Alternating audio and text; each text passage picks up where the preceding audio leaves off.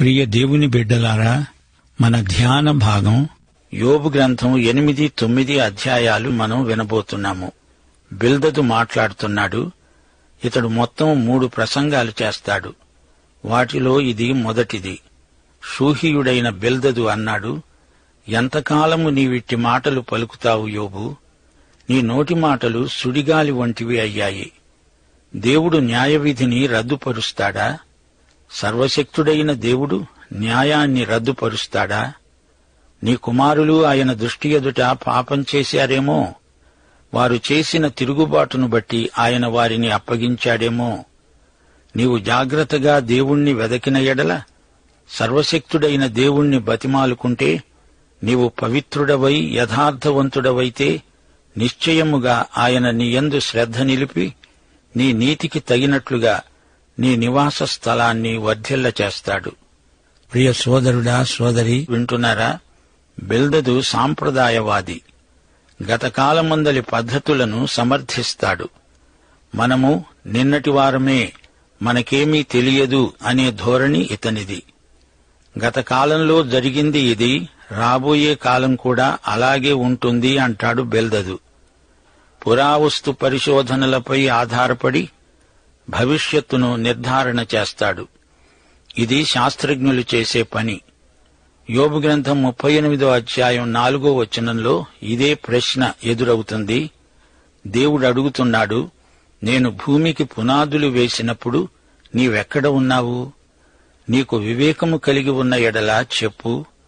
బిల్దదు వాదం గతకాలాన్ని గురించి. నేను బాలుడనై ఉన్నప్పుడు మేము పూర్వం ఈ విధంగా చేసేవారము అంటూ వెనకటి సంగతులు ఏకరువు పెడతారు. బిల్దదుకు ఎన్నెన్నో సామెతలు వచ్చు, కాని ఇతని వేదాంతోపన్యాసం ద్వారా యోబుకు మాత్రం ఏమీ ప్రయోజనం లేదు. బిల్దదు యోబును పట్టుకొని అంటున్నాడు, నీ మాటలు గాలి మాత్రం కాదు, సుడిగాలి లాంటి మాటలు నీవి యోబు. వీరి ప్రసంగాలు చాలామంది ఆసక్తితో వింటున్నారు. బిల్దదు అంటున్నాడు, యోబు, నీవు ఎన్నైనా చెప్పు, నీ పాపానికి తగిన శిక్షే ఇది. నీ పిల్లలు తిరుగుబాటు చేయబట్టే వారి మీదికి శిక్ష వచ్చింది. ఈ బిల్దదు వేదాంతం తప్పు. దేవుడు తన బిడ్డలను తండ్రిలాగా క్రమశిక్షణలో ఉంచుతాడు, పెంచుతాడు. అంతేగాని వారిని వధించడు, నాశనం చెయ్యడు. అయితే యోబును నిర్దాక్షిణ్యంగా విమర్శిస్తున్నాడు బిల్దదు. ఇతడెలాంటి స్నేహితుడు? యోబు, మునుపటి తరము వారి సంగతులు విచారించు. వారి పితరులు పరీక్షించిన దానిని బాగా తెలుసుకో. వారు నీకు బోధిస్తారు గదా, వారు నీకు తెలియచేస్తారు. వారు తమ అనుభవమును బట్టి మాట్లాడతారు. గతంలో జరిగిన దాన్ని గురించి బిల్దదు ఏదో చెబుతున్నాడు. రాబోయే యుగశక్తుల ప్రభావం ఇతనికి తెలియదు. ఫిలిప్పీ పత్రిక 3వ అధ్యాయం 14వ వచనం, క్రీస్తు యేసునందు దేవుని ఉన్నతమైన పిలుపునకు కలిగే బహుమానమును పొందాలని గురివద్దకే పరిగెడతాను. ఇది పౌలు దర్శనం. బిల్దదుకు ఇది తెలియదు. బిల్దదు అంటున్నాడు, 11వ వచనం, బురద లేకుండా జమ్ము పెరుగుతుందా? నీళ్లు లేకుండా రెల్లు మొలుస్తుందా? అది కోయబడకముందు బహు పచ్చగా ఉన్నది, గాని ఇతర మొక్కల కంటే త్వరగా వాడిపోతుంది. దేవుణ్ణి మరిచే వారందరి గతి అలాగే ఉంటుంది. భక్తిహీనుని ఆశ నిరర్ధకం. అతని ఆశ భంగమవుతుంది. అతడు ఆశ్రయించేది సాలె పురుగు పట్టు. అతడు తన ఇంటి మీద ఆనుకొనగా అది నిలవదు. అతడు గట్టిగా దానిని పట్టుకొనగా అది విడిపోతుంది. ఎండకు అతడు పచ్చబడి బలుస్తాడు. అతని తీగలు అతని తోట మీద అల్లుకుంటాయి. అతని వేరులు గట్టు మీద చుట్టుకుంటాయి. రాళ్లుగల తన నివాసమును అతడు తేరి చూస్తాడు. దేవుడు అతని స్థలములో నుండి అతణ్ణి వెళ్లగొట్టిన ఎడల అది అంటుంది, నేను నిన్ను ఎరుగను, ఎప్పుడునూ నిన్ను చూడలేదు. ఇదే అతని సంతోషకరమైన గతికి అంతం. అతడున్న ధూళి నుండి ఇతరులు పుడతారు. ఆలోచించు, దేవుడు యథార్థవంతుణ్ణి తోసివేయడు. దుష్కార్యములు చేసేవారిని ఆయన నిలువబెట్టడు. నిన్ను పగపట్టేవారు అవమానభరితులవుతారు. దుష్టుల గుడారము ఇక నిలువదు. అయితే ఇంకా ఆయన నీకు నోటి నిండా నవ్వు కలుగచేస్తాడు, ప్రహర్షముతో నీ పెదవులను నింపుతాడు. విశ్వాసులారా, వింటున్నారా? ఇది ఇతని ధోరణి. యోబును వేషధారి అంటున్నాడు. నీవు సాలెపురుగు అల్లిన గూడులో ఉందామనుకుంటున్నావు, అది నిలవదు అంటున్నాడు. దేవుడు యథార్థవంతులనే కాపాడతాడు అంటున్నాడే, మరి దుష్టులు దుర్మార్గులు కూడా క్షేమంగా ఉన్నారు కదా. రోమాపత్రిక 3వ అధ్యాయం 10వ వచనం ప్రకారం నీతిమంతుడు లేడు, ఒక్కడూ లేడు. బిల్దదు సాధారణ వేదాంతం సహేతుకమే అయినా ఇక్కడ యోబు అనే సజ్జనుడికి ఎందుకు శ్రమలు వచ్చాయో బిల్దదు వివరించలేకపోతున్నాడు.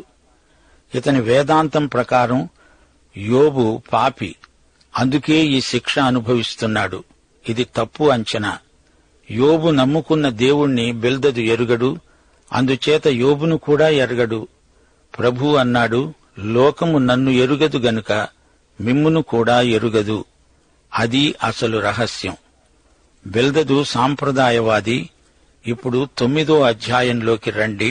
యోబు లేచి మాట్లాడుతున్నాడు.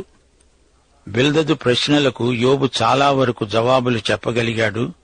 గాని దేవుని పట్ల నీతిమంతుడై ఉండడమంటే ఏమిటో తాను పూర్తిగా వివరించలేకపోతున్నాడు. పాత నిబంధనలో యేసుక్రీస్తు అనే మధ్యవర్తి కోసం ఆక్రోశించిన భక్తుడు యోబు. జాగ్రత్తగా వినండి. బిల్దదు, నీవు చెప్పింది వాస్తవమే, నేను కాదనను. నరుడు దేవుని దృష్టికి ఎలా నిర్దోషి అవుతాడు? దేవునితో వ్యాజ్యమాడతారా? దేవునికి జవాబు చెప్పగలరా? దేవుడు మహావివేకి, అధిక బల సంపన్నుడు. ఆయనతో పోరాడ తెగించి హాని నొందని వాడెవడు? 5వ వచనం, దేవుని శక్తి వర్ణనాతీతమైనది. దేవుడు పర్వతాలను తొలగించగలడు, వాటిని బోర్లదోయగలడు, భూమిని కదిలించగలడు, భూమిని మోసే స్తంభాలను అదిరిపోయేటట్లు చేయగలడు. సూర్యోదయ సూర్యాస్తమయాలను ఆయన శాసించగలడు. నక్షత్రాలను మరుగుపరచగలడు. సముద్ర తరంగాల మీద దేవుడు నడువగలడు. స్వాతి, మృగశీర్షకు, కృత్తిక అనే నక్షత్ర రాశులకు ఆయనే సృష్టికర్త. ఎవడూ తెలుసుకోలేని మహత్కార్యాలు, లెక్కలేనన్ని అద్భుత క్రియలు ఆయన చేయగలడు. ఆయన నాకెంతో సమీపంగా ఉన్నా నేను ఆయనను కనుగొనలేను. ఆయన నాకు కనబడడు. ఆయన నన్ను పట్టుకపోతే ఆయనను అప్పగించగలవాడెవడు? దేవా, నీవేమి చేస్తున్నావు అని ఆయనను అడుగదగిన వాడెవడు? 13వ వచనం, యోబు దేవుడడిగే ప్రశ్నలకు జవాబు చెప్పజాలడు. అయితే దేవునికి ప్రార్థన చేయగలడు. యోబు అంటున్నాడు, దేవుని కోపం చల్లారదు. రాహాబు సహాయకులు ఆయనకు లోబడవలసిందే. రాహాబు అనేది అధిక బలం గల వింత ప్రాణి. దేవునికి ప్రత్యుత్తరమివ్వటానికి నేనేపాటివాణ్ణి? నేను నిర్దోషినే అయినా ఆయనకు ప్రత్యుత్తరం చెప్పజాలను. న్యాయకర్త అని నేనాయనను బతిమాలుకుంటాను, ప్రార్థిస్తాను. 16వ వచనం, యోబుకు అర్థం కావటం లేదు. దేవుడు నిజంగా ప్రార్థనకు జవాబిస్తాడా? నేను మొర్రపెట్టినప్పుడు ఆయన నాకు ఉత్తరమిచ్చినా ఆయన నా మాట ఆలకించాడని నేను నమ్మజాలను. 17వ వచనం, యోబు దేవుని మీద నిష్ఠురాలు పలుకుతున్నాడు. తనకెందుకీ దురవస్థ? ఆయన ఆలకింపక పెనుగాలి చేత నన్ను నలగగొడుతున్నాడు. నిర్నిమిత్తంగా నా గాయాలను విస్తరింపచేస్తున్నాడు. ఆయన నన్ను ఊపిరి పీల్చుకోనియడు. చేదైన వాటిని నాకు తినిపిస్తాడు. 19వ వచనం నుండి, తనకు అన్యాయం జరిగిందని, తన నిస్సహాయ స్థితిలో తనను ఎవరూ పట్టించుకోవటం లేదని వాపోతున్నాడు యోబు. బలవంతుల శక్తిని గురించి వాదము కలుగగా నేనే ఉన్నాను అంటాడాయన. న్యాయవిధిని గురించి వాదము కలుగగా ప్రతివాదిగా నుండ తెగించేవాడెవడు అంటాడాయన. నా వ్యాజ్యం న్యాయమైన, నా మాటలు నా మీద నేరం మోపుతాయి. నేను యథార్థవంతుణ్ణే అయినా దోషి అని ఆయన నన్ను నిరూపిస్తాడు. నేను యథార్థవంతుణ్ణే అయినా నాయందు నాకిష్టం లేదు. నేను నా ప్రాణాన్ని తృణీకరిస్తున్నాను. 22వ వచనం, దేవునికి తన మీద దయలేదని, దేవుడు దుర్మార్గులకే సాయం చేస్తున్నాడని యోబు సణుగుతున్నాడు. దేవుడు ఏది చేసినా ఒకటే. యథార్థవంతులనేమి దుష్టులనేమి భేదము లేకుండా ఆయన అందరినీ నశింపచేస్తున్నాడని నేను వాదిస్తున్నాను. సమూల ధ్వంసము ఆకస్మికముగా కలిగి నాశనము చేయగా నిర్దోషుల ఆపదను చూచి ఆయన హాస్యం చేస్తాడు. భూమి దుష్టుల చేతికి అప్పగించబడి ఉన్నది. వారి న్యాయాధిపతులు మంచి చెడ్డలు గుర్తించలేకుండా ఆయనే చేస్తాడు. ఆయనగాక ఇవి అన్నీ జరిగించేవాడు మరి ఎవడు? 25వ వచనం. దేవుణ్ణి గురించి నిష్ఠురాలు మాట్లాడుతున్నాడు యోబు. పరుగు మీద పోయేవాని కంటే నా దినాలు త్వరగా గతిస్తున్నాయి. క్షేమము లేకుండానే అవి గతించిపోతున్నాయి. రెల్లు పడవలు దాటిపోయేటట్లు అవి జరిగిపోతాయి. ఎరమీదికి విసురున దిగే పక్షిరాజు వలె అవి త్వరపడిపోతాయి. నా శ్రమను మరచిపోతానని, దుఃఖముఖుడనై ఉండడం మాని సంతోషంగా ఉంటానని నేననుకున్నానా? నా సమస్త బాధలకు భయపడి వణుకుతున్నాను. నీవు నన్ను నిర్దోషిగా ఎంచవనే సంగతి నేను నిశ్చయంగా ఎరిగి ఉన్నాను. నన్ను దోషిగా ఎంచవలసి వచ్చింది గదా, నాకీ వ్యర్థ ప్రయాసమెందుకు? నేను హిమముతో నన్ను నేను కడుక్కున్నా, సబ్బుతో నా చేతులు కడుక్కున్నా, నీవు నన్ను గోతిలో ముంచుతావు. అప్పుడు నేను నా స్వంత వస్త్రాలకై అసహ్యుణ్ణి అవుతాను. 32వ వచనం నుండి యోబు తనకు దేవునికి మధ్యవర్తి ఒకడు ఉంటే ఎంత బావుండు అనుకుంటున్నాడు. తాను దేవునికి ఏమి చెప్పుకుందామన్నా మధ్యవర్తి ఏడి? ఆయన నావలే నరుడు కాడు. నేను ఆయనతో వ్యాజ్యమాడజాలను. మేము కలిసి న్యాయ విమర్శకు పోలేము. మా ఇద్దరి మీద చెయ్యి ఉంచదగిన మధ్యవర్తి మాకు లేడు. ఆయన తన దండమును నా మీది నుండి తీసివేయాలి. నేను భ్రమసిపోకుండా ఆయన తన భయంకర మాహాత్మ్యమును నాకు కనబరచకుండా ఉండాలి. అప్పుడు ఆయనకు భయపడక నేను మాట్లాడతాను. ఏలయనగా నేను అట్టివాడను కాననుకుంటున్నాను. విశ్వాసులారా, గ్రహించండి. నీతిమంతుడెవరు? ఒక మనిషి ఎలా నీతిమంతుడవుతాడు? ఈ విషయం అతనికి అంతుచిక్కటం లేదు. యోబుకు సువార్త కావాలి. అతడు సువార్త వినాలి. దేవుడు తనకెంతో దూరంగా ఉన్నట్లు యోబుకు అనిపిస్తున్నది. దేవుని సమీప సన్నిధిని గురించిన చైతన్యం యోబుకు కలగటం లేదు. యోబు కంగారు పడిపోతున్నాడు. రోమాపత్రిక 7వ అధ్యాయం 18వ వచనంలో పౌలు అన్నాడు, నాయందు అనగా నా శరీరమందు మంచిది ఏదీ నివసింపదని నేనెరుగుదును. అయితే ఆత్మ నింపుదల ద్వారా క్రీస్తునందు నీలో మంచితనం ప్రవర్తిల్లుతుంది. ఆ సంగతి యోబుకు తెలియదు. అతడు శిలువకు అవతలి వైపున ఉన్నాడు. దేవునికి నేను జవాబు చెప్పలేను అంటున్నాడు యోబు. మనకిప్పుడు యేసుక్రీస్తు అనే ఉత్తరవాది మధ్యవర్తి ఉన్నాడు. దేవునికి స్తోత్రం. దేవుడొక్కడే. దేవునికి మనుష్యులకు మధ్యవర్తి ఒక్కడే. ఆయనే యేసుక్రీస్తు అనే నరుడు. యేసు పాపరహితుడైన మానవుడు. ఆయన శిలువ మీద మానవులందరి కోసమై చనిపోయాడు. తన రక్తం కార్చాడు. యేసు మానవులకు ఏకైక రక్షకుడు. యేసు మరణమే పాపికి శరణం. యోబుకు 1 తిమోతి 2వ అధ్యాయం 5వ వచనంలోని మధ్యవర్తి అనగా యేసుక్రీస్తు కావాలి. యేసు దైవనరుడు. యేసు ఒక చెయ్యి నీ మీద, మరో చెయ్యి దేవుని మీద ఉంచి తాను ఇద్దరికీ మధ్యవర్తిగా ఉన్నాడు. పాత నిబంధన గాని కొత్త నిబంధన గాని యేసునందే రక్షణ అని వేనోళ్ల చెబుతుంది. విశ్వాసులారా, వింటున్నారా?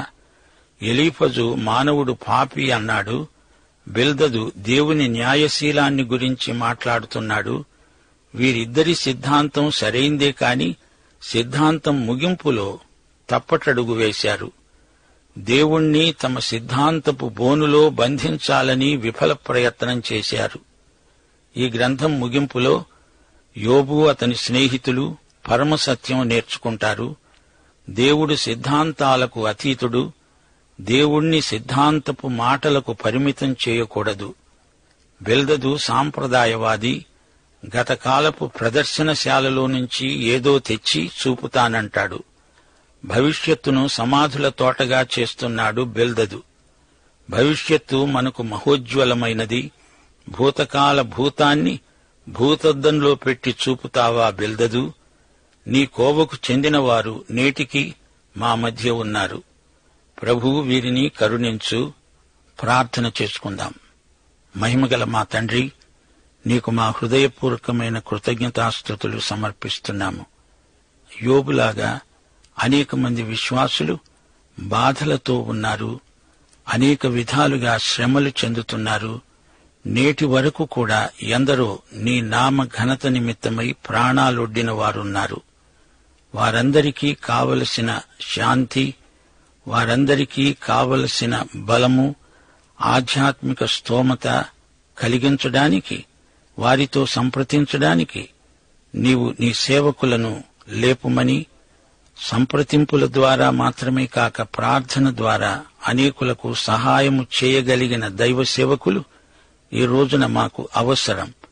అట్టి వారిని నీవు విరివిగా వాడుకొనుమని, మహిమ పొందుమని, సంఘ క్షేమాభివృద్ధి నిమిత్తమై పాటుపడుతున్న బిడ్డలనందరినీ, సువార్థికులను ఇంకను బలపరచుమని, సువార్త సేవలో అధిక విజయము సాధించి మంచి పంట కోయగలిగే అద్భుతమైన కృప నేటి సంఘానికి నీవు దయచేయాలని వేడుకుంటూ యేసుక్రీస్తు వారి దివ్యనామమున ప్రార్థన చేస్తున్నాము తండ్రి. ఆమేన్.